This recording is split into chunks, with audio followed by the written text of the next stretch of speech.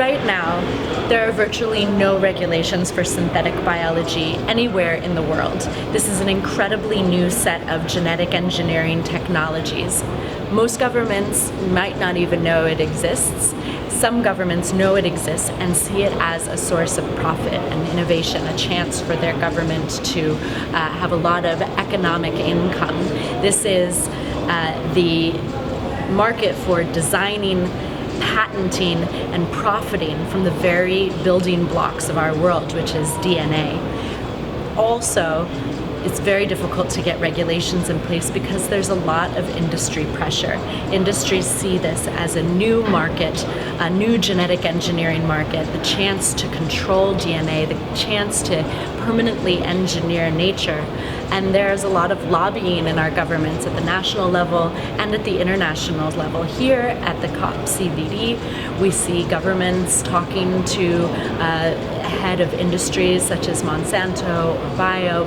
At home in the United States, we have the same thing, and I imagine it's the same everywhere in the world. A lot of governments and industry are promoting this with a lot of hype and false hope that these are the silver bullet solutions for conserving nature. These are the solutions for climate change, for feeding a growing population, for solving public health. This technology is being promoted as the technology fix to all of our problems. However, we barely understand how genetics work, let alone what are the impacts of piecing together brand new DNA. We don't know how it's going to affect our environment. We don't know how it would affect people.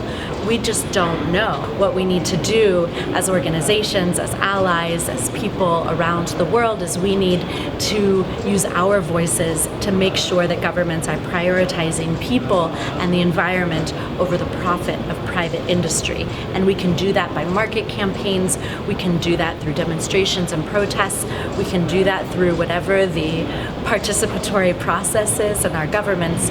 Whatever way it is, we need to make sure that our voices are louder than the industry. We need to make sure that we are saying we want regulations, we want risk assessments. We have more sustainable and less risky techniques to meet our needs. We don't want techno fixes that are going to lead to more corporate control over our natural resources.